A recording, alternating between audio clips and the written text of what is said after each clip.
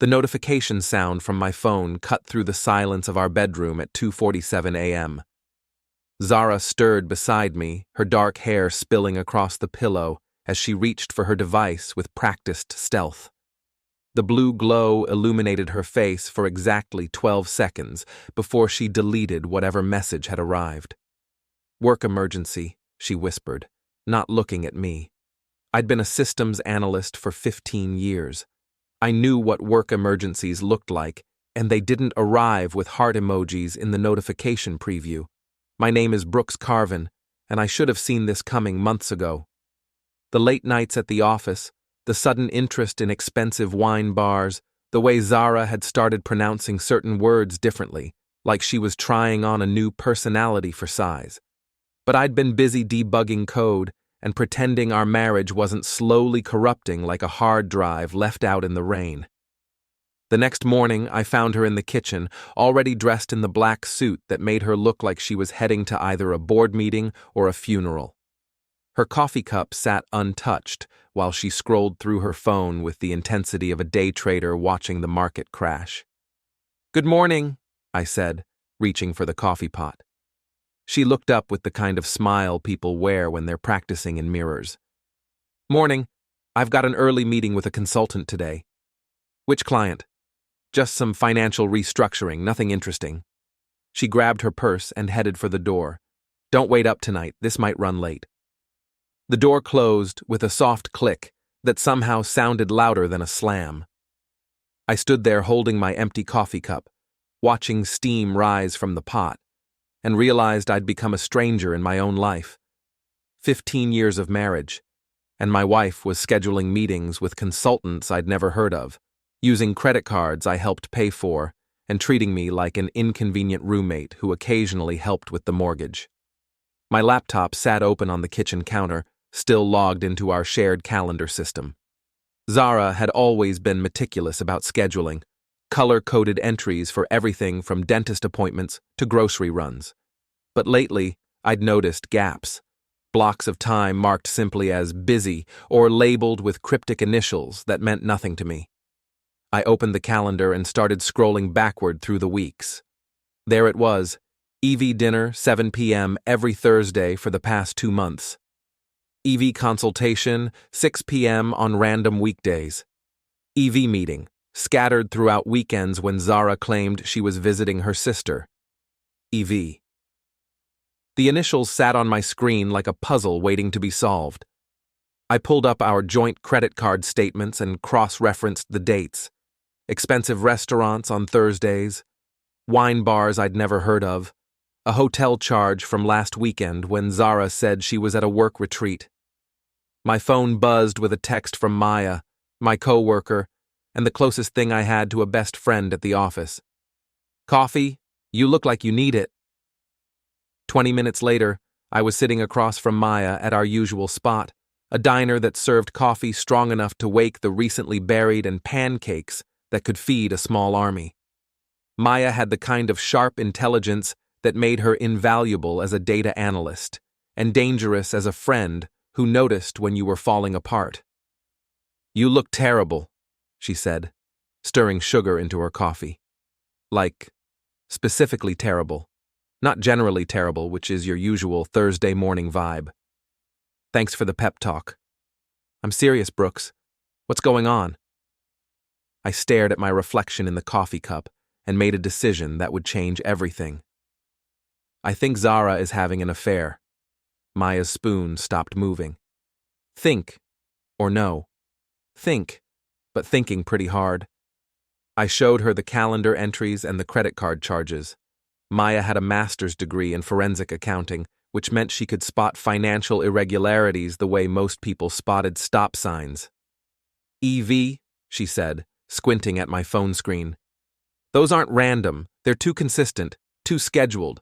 Affairs are usually messier than this. Unless they're organized by someone who manages financial portfolios for a living." Maya leaned back in her chair and gave me the look she reserved for particularly stubborn spreadsheet errors. "So what are you going to do about it?" That was the question, wasn't it? I could confront Zara directly, but she'd been lying smoothly for months, I could hire a private investigator, but that felt like something out of a bad television show. Or I could do what I did best: gather data, analyze patterns, and build a case that couldn't be argued with. "I'm going to find out who Evie is," I said. And then I finished my coffee and left a 10 on the table. Then I'm going to make some new friends. Back at home, I sat in my office and opened every search engine, social media platform, and public records database I could access legally. Zara's social media accounts were locked down tighter than a government server, but she'd made one crucial mistake. She'd never been careful about her location services. I pulled up our shared photo cloud and started looking at metadata. Pictures from restaurants I'd never been to, tagged with locations that matched the credit card charges. And in the background of one photo, taken at a wine bar called Meridian, I caught a glimpse of a man's hand wearing a distinctive silver ring. I enhanced the image and ran it through reverse image searches until I found a match. Elliot Voss, owner of the Meridian Gallery, recently featured in the local arts magazine for his innovative approach to contemporary exhibitions, EV. Elliot Voss. I spent the next 3 hours learning everything publicly available about Elliot Voss. 42 years old, divorced 2 years ago, owned a townhouse in the historic district, and drove a vintage BMW that he featured prominently in his social media posts. His ex-wife was named Vivian, and according to the divorce records I found through public filings, their separation had been contentious and expensive. But here was the interesting part. Vivian Voss still lived in town, still used her married name, and according to her LinkedIn profile, worked as a freelance financial consultant. I stared at that last detail for a long time. Financial consultant. The same description Zara had been using for her mysterious meetings. My phone rang, interrupting my research. Zara's name appeared on the screen. "Hey," I answered. "Brooks, I'm going to be late again tonight. This consultation is more complicated than we thought." "Which client did you say this was for?" There was a pause, just long enough to confirm what I already suspected. "It's confidential. You know how these things work?" "Right. Confidential. I should be home by 11. Don't wait up." The line went quiet, and I realized I was holding my breath. This was it. The moment when I could pretend I believed her, go back to being the oblivious husband who trusted his wife's explanations and lived in comfortable denial. Instead, I said, "Zara, we need to talk." "About what?" "About EV, about the dinners, about the hotels." The silence stretched between us like a bridge someone had just set on fire. When she finally spoke, her voice had changed. Gone was the apologetic tone, the careful explanations. What remained was cold and sharp as a scalpel. "My ex is still in my life. Deal with it." The line went quiet. I sat there holding my phone, staring at the screen that showed the call had ended, and felt something shift inside me. Not anger, exactly. Not hurt, though that was certainly part of it. What I felt was clarity. Deal with it. She was right. I would deal with it. Just not the way she expected. I opened my laptop and began typing an email to Vivian Voss. Subject: Regarding mutual interests. Verification needed. Mrs. Voss, my name is Brooks Carven. I believe you know my wife Zara through her recent consulting work with your ex-husband. I'm reaching out because I need verification of some financial irregularities I've discovered, and I suspect you might have similar concerns. I've attached calendar screenshots and credit card statements that suggest a pattern of reimbursements between my wife and Elliot. If you're willing to review these documents, I'd appreciate any insight you might provide. This is not about drama or confrontation. I simply need to understand what I'm dealing with. Best regards, Brooks Carven. I attached the calendar entries, the restaurant receipts, and the hotel charges, then stared at the send button for 10 minutes before clicking it. The reply came faster than I expected. "Brooks, I've been waiting for someone to reach out about this. Your wife has been consulting with Elliot for 3 months. I have bank statements showing he's been billing her company for services that don't exist, then using that money to fund their dinners and hotel stays. I've attached my documentation. You'll find it illuminating. We should meet. Are you free tomorrow afternoon? Vivian. I downloaded her attachments and spread them across my screen like pieces of a puzzle. Bank transfers from Zara's company to Elliot's gallery. Invoices for financial consulting services that corresponded exactly with their dinner dates. Hotel receipts that Elliot had submitted as business expenses, then been reimbursed for by Zara's firm. It was elegant in its simplicity and completely fraudulent. My phone buzzed with a text from Maya.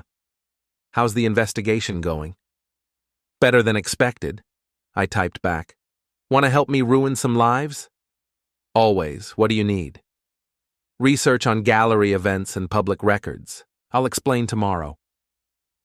The next day, I met Vivian at a coffee shop downtown, far from anywhere Zara or Elliot might accidentally appear. I'd expected someone bitter and vindictive, but Vivian Voss turned out to be sharp-eyed and pragmatic, with the kind of controlled anger that comes from being systematically lied to by someone you trusted. Your wife is good, she said, sliding a folder across the table. She set up the whole consulting arrangement through proper channels. If anyone audits it, the paperwork looks legitimate. But it's not. Not even close. Elliot doesn't know the first thing about financial consulting. He can barely balance his own checkbook. She opened the folder and showed me more bank statements. But Zara's been paying him for advice on investment strategies and portfolio management. $2,500 a month. I felt something cold settle in my stomach. That's our vacation fund. Was your vacation fund? Now it's funding their relationship. We spent an hour going through the documentation. Vivian had been thorough. She'd tracked every transaction, cross-referenced every date, and built a timeline that showed exactly how long the affair had been going on. Why are you helping me? I asked. Because Elliot destroyed our marriage by cheating, then convinced the divorce judge that I was the vindictive one.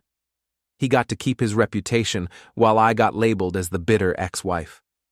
She closed the folder and looked directly at me. I want him to face consequences for once in his life. What kind of consequences? The kind that matter to him. Public humiliation, financial ruin, social exile. Her smile was sharp enough to cut glass. Your wife picked the wrong ally. That evening, I sat in my office and merged all the files into a single PDF. Calendar entries, credit card statements, bank transfers, hotel receipts, and invoice records. 43 pages of evidence that told a story no reasonable person could argue with. I saved it as Financial Review, Carven Voss Consulting Arrangement PDF, and uploaded it to 3 different cloud storage services. Then I started making a list of email addresses. Zara came home at 11:30, moving through the house like someone trying not to wake a sleeping baby. I heard her in the kitchen, opening and closing cabinets, running water, doing all the small domestic things that normal wives do when they come home from normal jobs. Brooks? She called softly. Are you still awake? I didn't answer. I sat in my office with the lights off, listening to her footsteps on the stairs, waiting for her to settle into the guest bedroom where she'd been sleeping for the past month. When the house went quiet, I opened my laptop and started typing emails. To Zara's business partners, I've discovered some irregularities in recent consulting expenses that require immediate review. To our joint accountant, please freeze all shared accounts pending resolution of potential fraud concerns. To Elliot's gallery investors, you might want to review recent business expense claims. To Vivian, the package is ready for delivery. Are you prepared for the gallery event tomorrow night? I scheduled all the emails to send at 6 p.m. the following day, then closed my laptop and went to bed. For the first time in months, I slept like a rock. The Meridian Gallery occupied a converted warehouse in the Arts District, all exposed brick and industrial lighting designed to make mediocre paintings look sophisticated. I'd never been inside before, but I'd driven past it dozens of times on my way to work. never knowing it was where my wife spent her Thursday evenings. I arrived at 7, wearing my best suit and carrying a bottle of wine expensive enough to suggest I belonged there. Vivian met me at the entrance, elegant in black dress and pearls, looking every inch the successful consultant rather than the scorned ex-wife. "Ready for this?" she asked. "I've been ready for months." The gallery was crowded with the kind of people who used words like provocative and challenging to describe paintings that looked like accidents involving paint cans and ceiling fans. I spotted Zara immediately. She was standing near a sculpture that appeared to be made from recycled car parts, gesturing animatedly while talking to a man I recognized from his social media photos. Elliot Voss looked exactly like what he was. A middle-aged man trying too hard to appear artistic and relevant. His hair was carefully tousled, his shirt was expensive but wrinkled in a way that suggested calculated casualness, and he wore the kind of glasses that cost more than most people's monthly rent. "There they are," Vivian murmured, "playing the happy couple." I watched Zara laugh at something Elliot said, touching his arm in a way she hadn't touched mine in years. They moved together with the easy familiarity of people who'd spent considerable time in each other's company. "How do you want to do this?" I asked. "Follow my lead." Vivian walked directly toward them and I followed, feeling like I was approaching the edge of a cliff. Other gallery patrons stepped aside to let us pass, wine glasses clinking softly in the background. Zara saw us first. Her face went through a series of expressions: confusion, recognition, and finally something approaching panic. She said something urgent to Elliot, who turned and spotted his ex-wife walking toward him with a stranger in tow. "Elliot?" Vivian said pleasantly. "What a lovely event. I don't think you've met my friend Brooks Carven." The color drained from Elliot's face as he processed the name. Zara's mouth opened slightly, but no sound came out. "Brooks," she said finally. "What are you doing here?" I smiled and took a sip of wine. Vivian invited me. She thought I might enjoy seeing some contemporary art, and meeting her ex-husband, of course. We have so much in common. Elliot cleared his throat and tried to recover his composure. "I don't believe we've been properly introduced." "Oh, but we have," I said, "indirectly, through your consulting work with my wife. Very impressive invoices, by the way. $2,500 a month for financial advice. Zara speaks very highly of your expertise." The silence stretched between us like a wire about to snap. Around us, other gallery patrons continued their conversations, oblivious to the drama unfolding near the recycled car sculpture. Zara found her voice first. "Brooks, we should talk privately."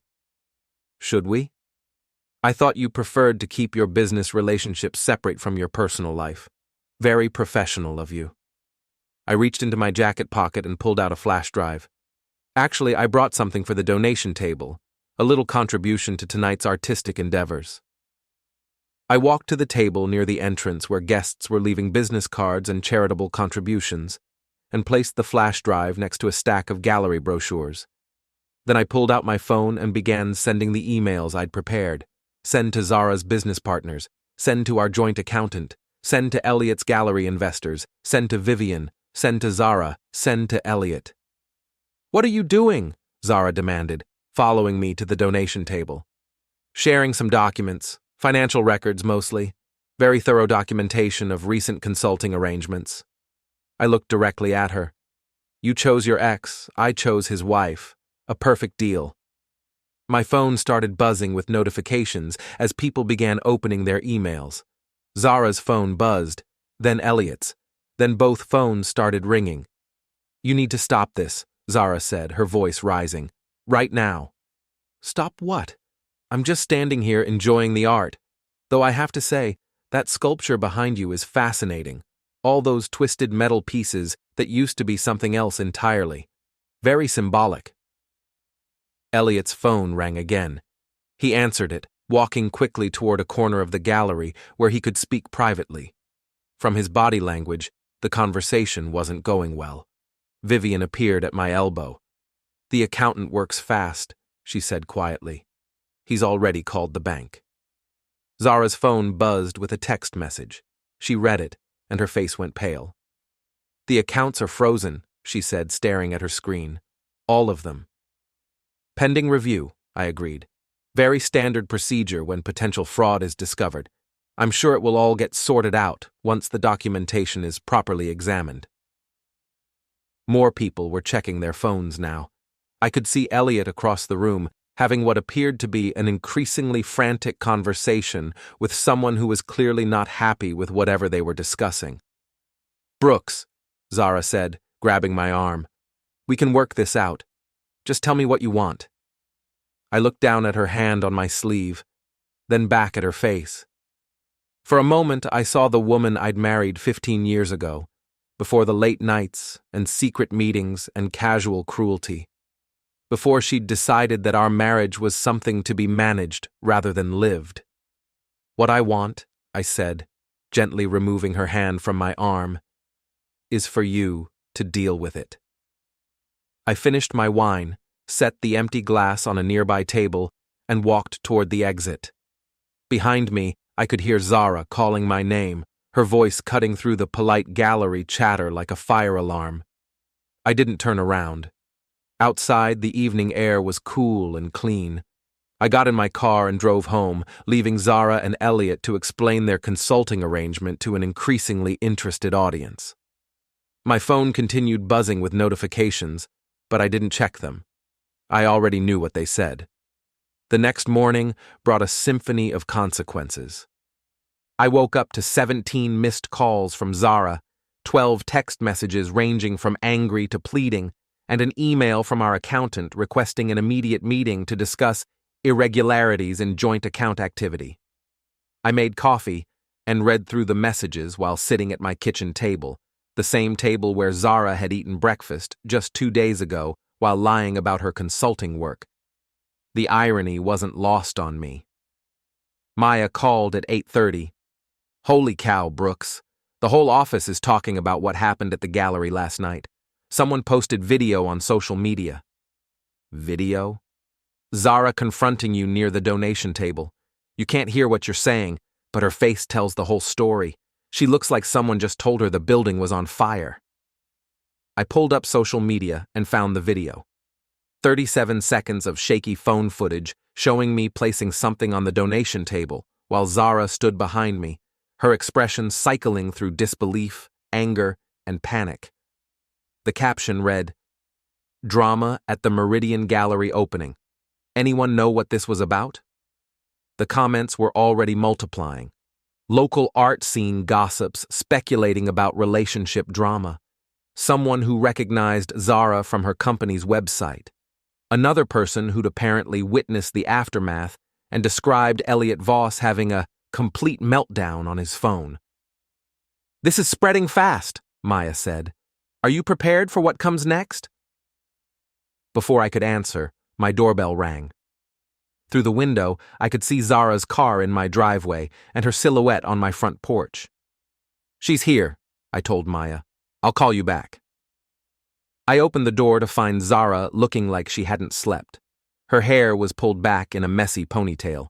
She was wearing the same clothes from the gallery event, and her eyes had the slightly wild look of someone who'd spent the night trying to solve an unsolvable problem. "We need to talk," she said. "Come in." She walked past me into the living room and turned around like she was seeing the space for the first time. "This is still my house too. For now." "Brooks, you have to understand. The consulting arrangement was legitimate. I was actually helping Elliot with financial planning for the gallery." I sat down on the couch and gestured for her to take the chair across from me. "Show me the work product." "What?" "The financial plans you developed, the investment strategies you recommended, the portfolio analyses you completed. $2,500 a month for 3 months should have generated substantial documentation." She opened her mouth, then closed it.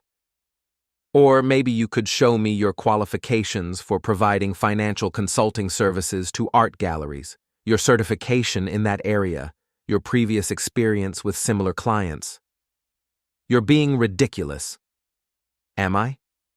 Because our accountant doesn't think so. Neither do your business partners, or Elliot's investors. I leaned forward.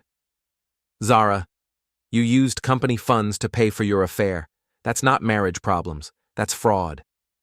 She sat down heavily in the chair and put her head in her hands.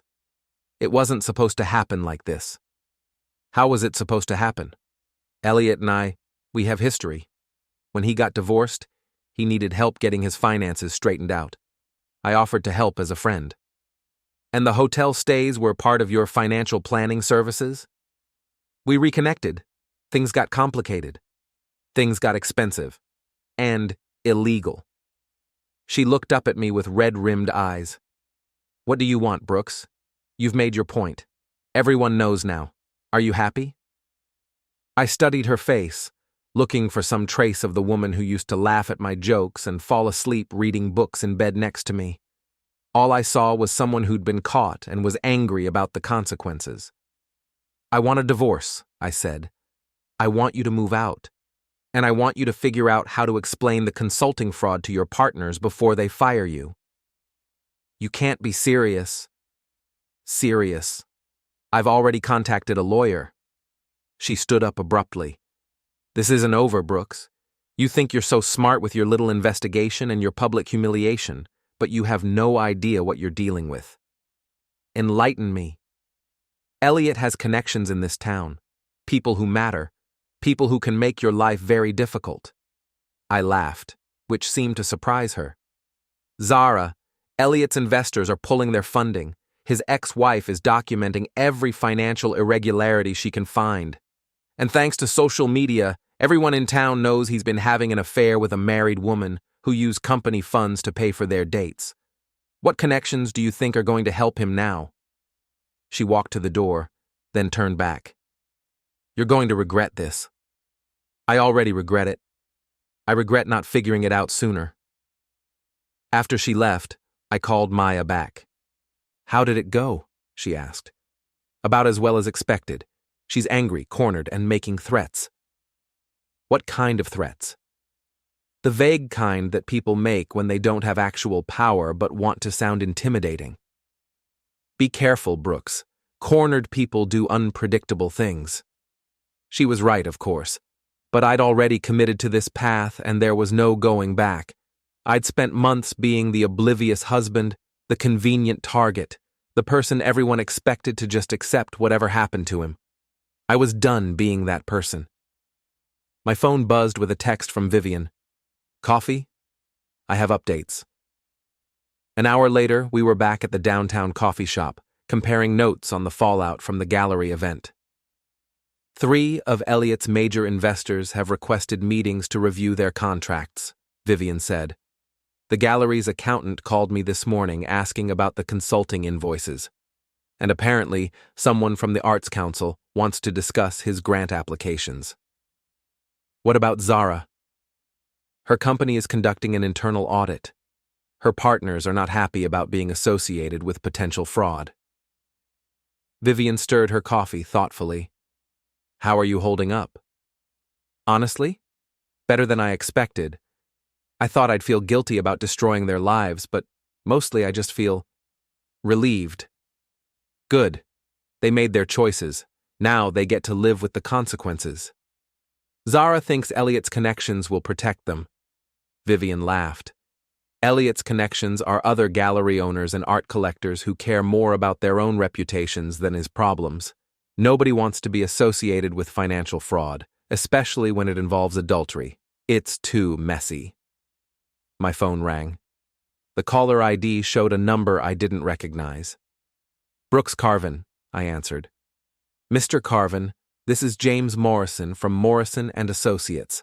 I represent Elliot Voss. My client would like to arrange a meeting to discuss resolving this situation amicably. I looked at Vivian, who was listening with obvious interest. What kind of resolution did your client have in mind? Perhaps we could meet this afternoon to discuss the details. Say, 3 o'clock at my office? I'll need to bring my attorney. Of course.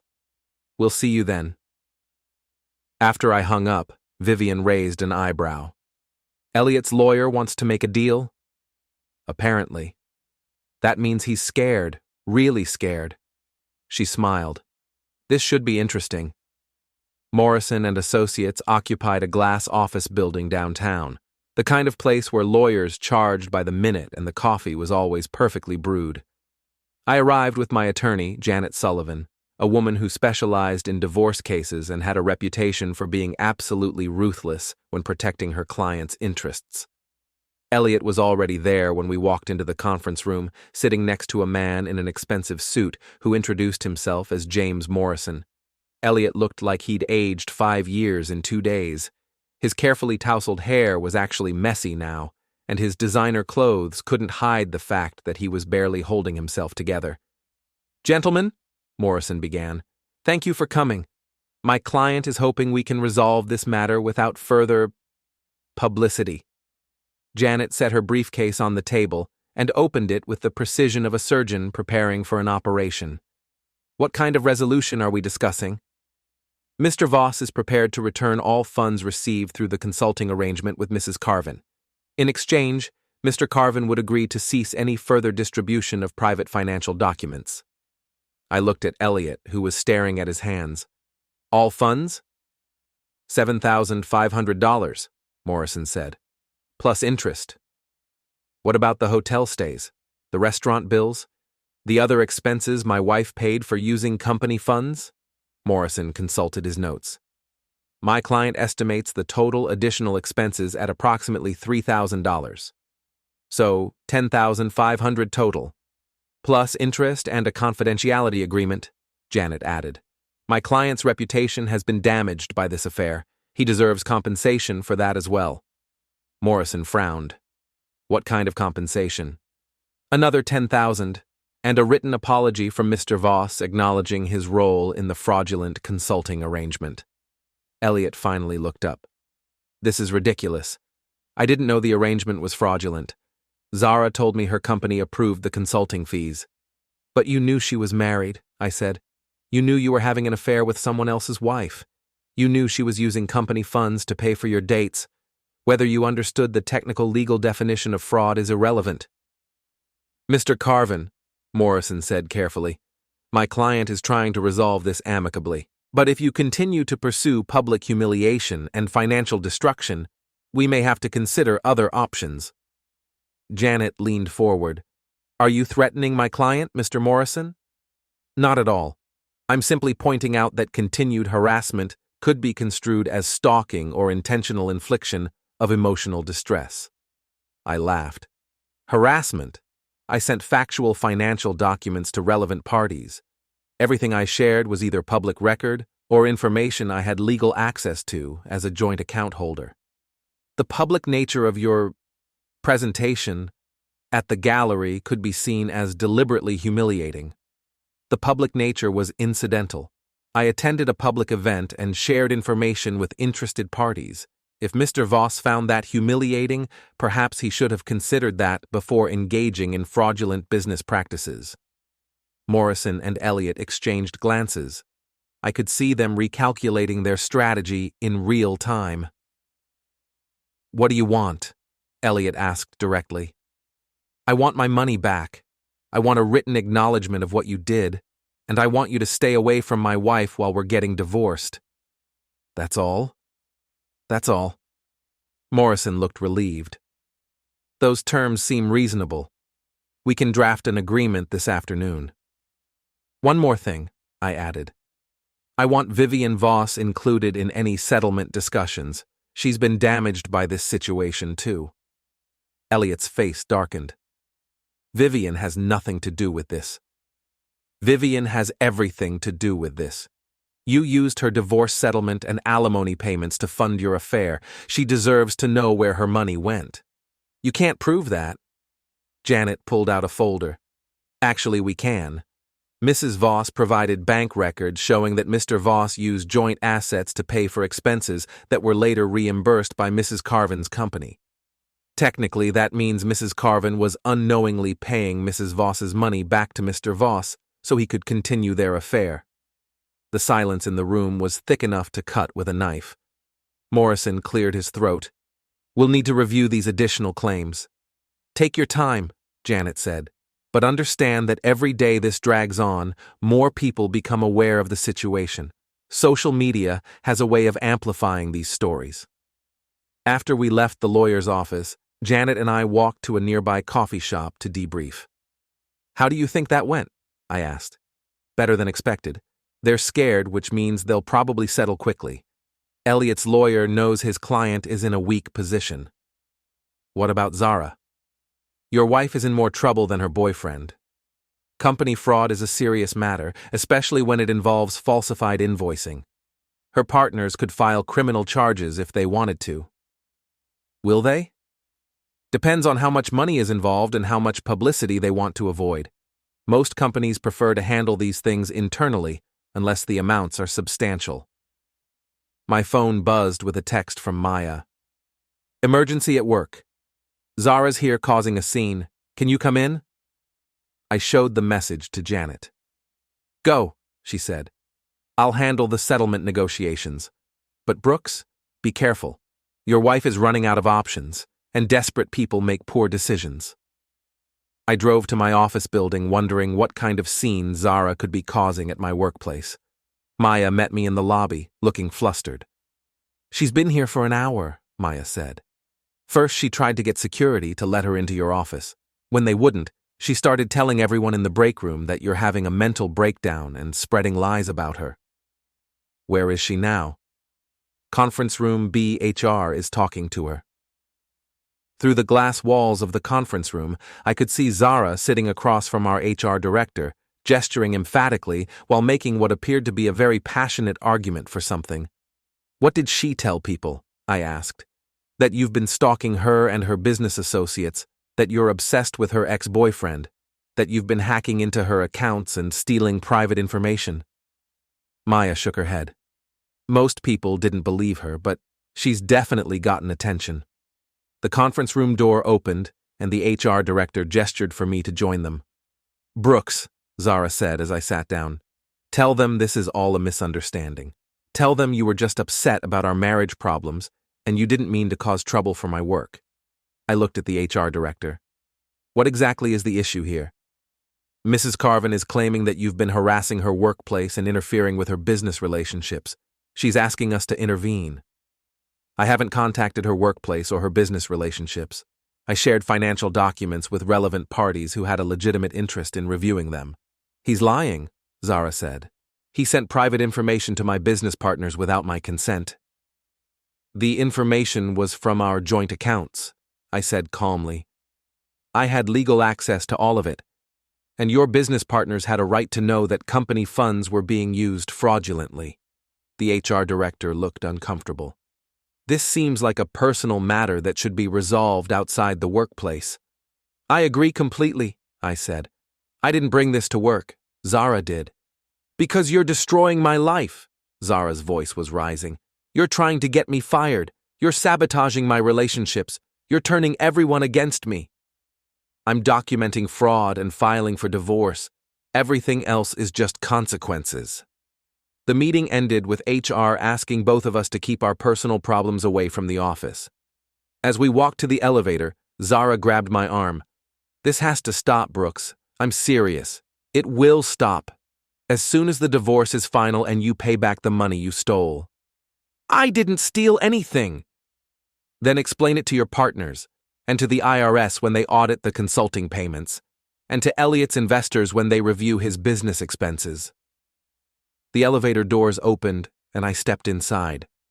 Zara started to follow, then stopped. "You're going to regret this," she said. "You keep saying that. But so far, the only thing I regret is not doing it sooner." The doors closed between us, and I realized I was smiling.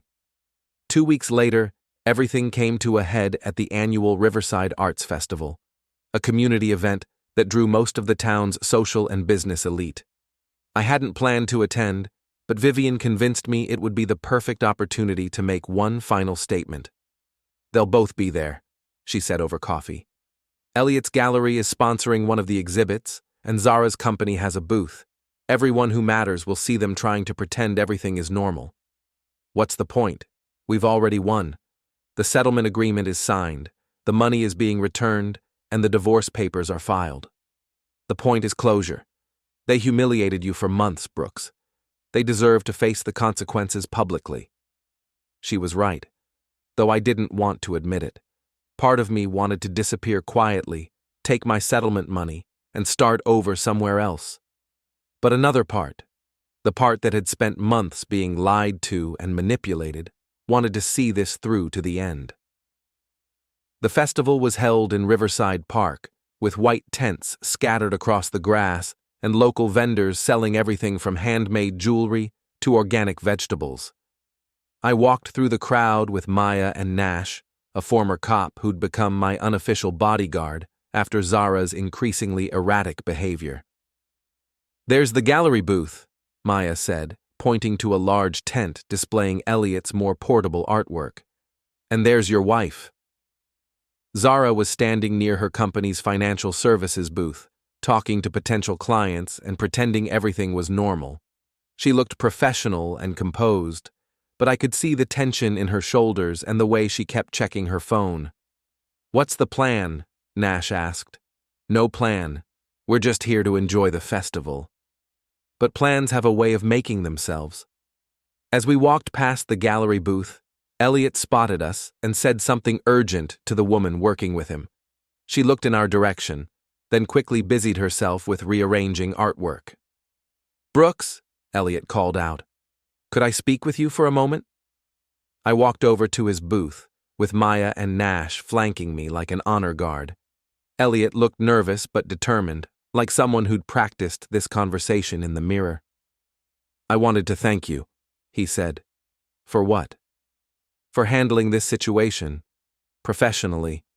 The settlement agreement was fair, and I appreciate your discretion." I looked around his booth at the artwork that probably cost more than most people's cars. "How's business?" "Recovering. It'll take time to rebuild some relationships, but the gallery will survive." "Good for you." "Brooks, I want you to know that I never intended for things to get so complicated. Zara and I have history, but I never meant to destroy your marriage." "You didn't destroy my marriage, Elliot. You just exposed what was already broken." He nodded like he understood, but I could see he was just relieved to have gotten through the conversation without incident. As I turned to leave, I heard Zara's voice behind me. "Well, isn't this cozy? The boys' club having a friendly chat?"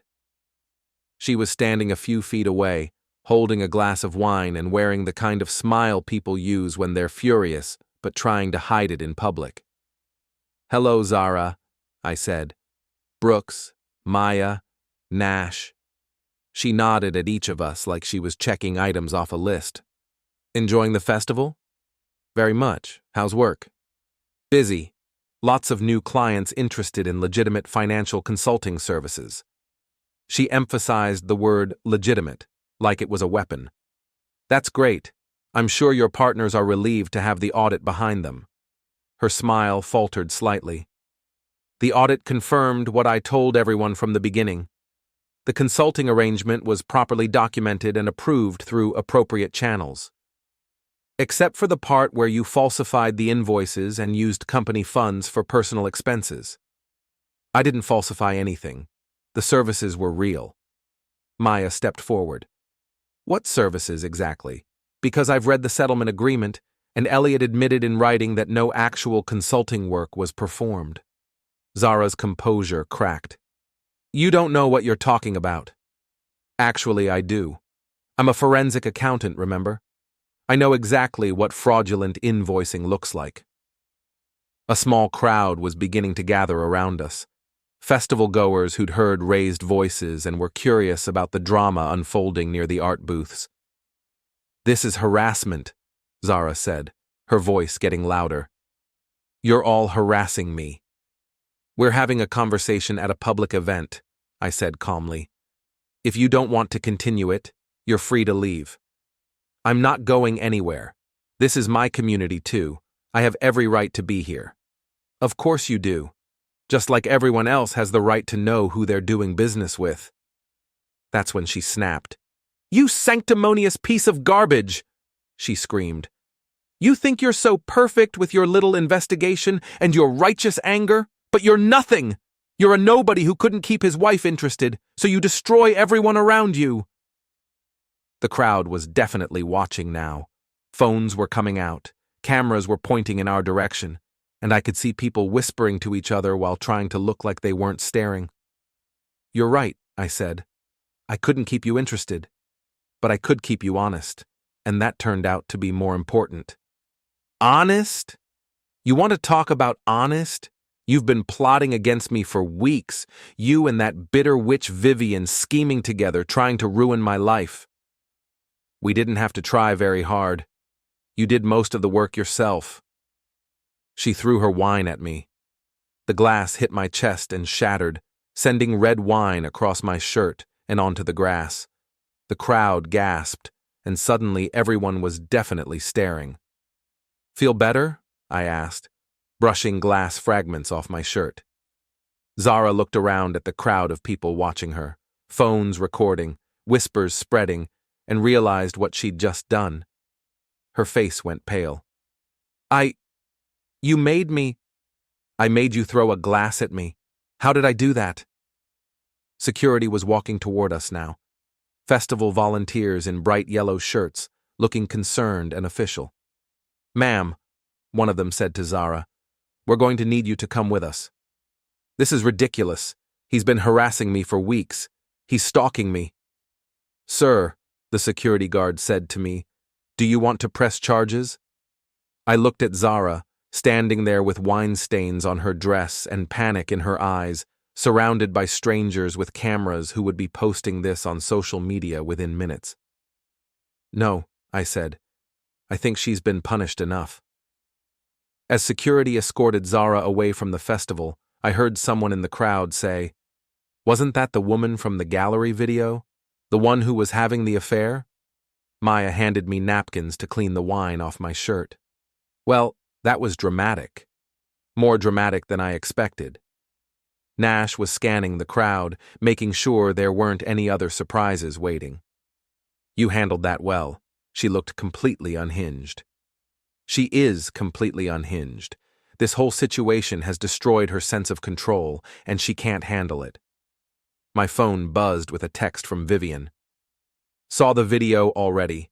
Perfect ending to a perfect plan. Drinks to celebrate?" I looked around at the festival continuing around us, people returning to their conversations and their shopping, the drama already becoming just another story to tell at dinner parties. "Actually," I said to Maya and Nash, "I think I'm ready to go home." As we walked back to the parking lot, I realized something had shifted. For months, I'd been angry, at Zara for lying, at Elliot for enabling her, at myself for being oblivious. But standing there watching my wife of 15 years get escorted away from a public event for throwing a glass at me, I didn't feel angry anymore. I felt free. The divorce would be final in 6 weeks. The settlement money would cover a nice vacation, maybe a trip somewhere I'd always wanted to go, but Zara had never been interested in visiting. I had my job, my friends, and a future that belonged entirely to me. Zara had chosen her ex over her marriage. I had chosen truth over comfortable lies, and in the end, we'd both gotten exactly what we deserved. My phone rang as I reached my car. Unknown number. "Brooks Carven," I answered. "Mr. Carven, this is Detective Williams with the local police. We've had a complaint filed against you for harassment and stalking. We'd like you to come in for questioning." I looked back toward the festival, where I could see Zara talking animatedly to a police officer near the security tent. "When would be convenient?" I asked. "How about now?" I smiled and got in my car. "I'll be right there." Because this story wasn't quite over yet, but I was ready for whatever came next. After all, I'd been dealing with Zara's drama for months.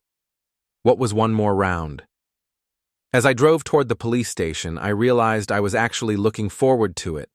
I had documentation, witnesses, and a settlement agreement that proved everything I'd done was legal and justified. Zara, on the other hand, had just thrown a glass at me in front of 50 witnesses with cameras. Good luck explaining that to the police. The war was over, and I had won.